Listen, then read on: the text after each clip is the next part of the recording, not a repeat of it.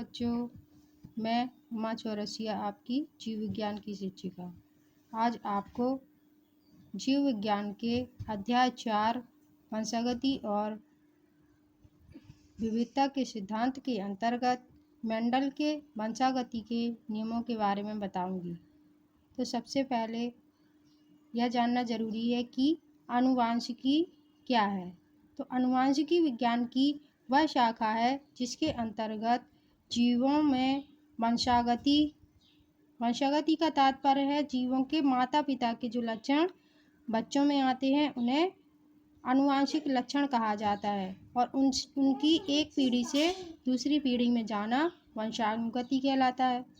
तो वंशानुगति एवं विविधताओं का अध्ययन करना आनुवांशिकी कहलाता है।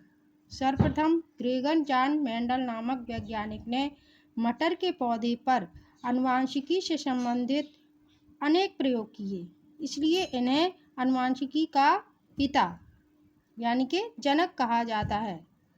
मेंडल ने एक जीन की वंशानुगति के आधार पर 2 नियम दिए। सबसे पहला नियम है प्रभाविता का नियम।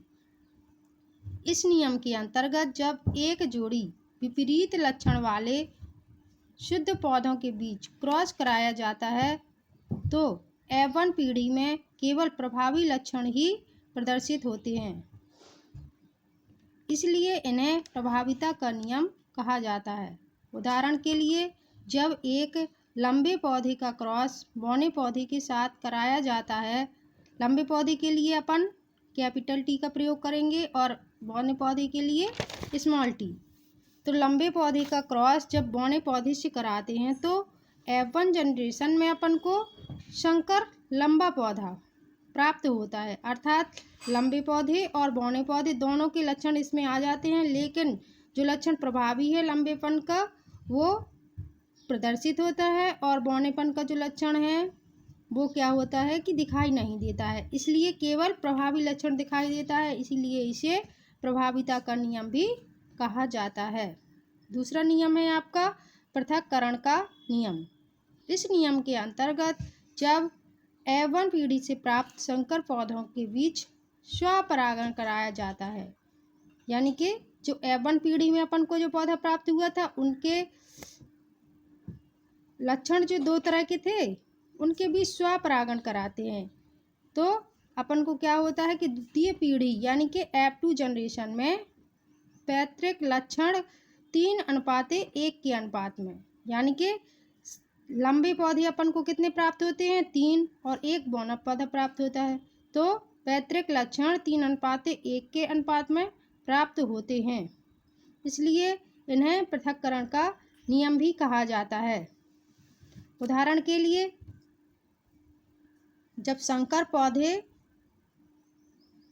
का स्वपरागण कराते हैं तो अपन को 3:1 के अनुपात में निम्न प्रकार पौधे प्राप्त होते हैं।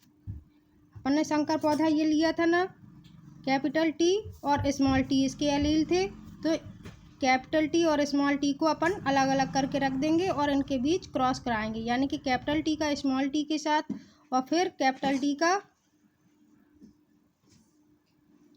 कैपिटल T का कैपिटल T से और कैपिटल T का स्मॉल t से 2 बार कराते हैं।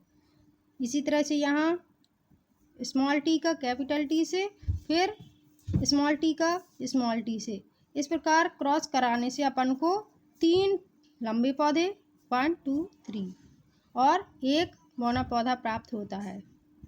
इसी कारण से इनका फिनोटिपिक जो अनुपात होता है वो 3:1 के अनुपात में और जीनोटिपिक अनुपात 1:2:1 के अनुपात में, यानी कि एक शुद्ध लंबा पौधा और एक शुद्ध बौना और 2 संकर लंबे पौधे प्राप्त होते हैं।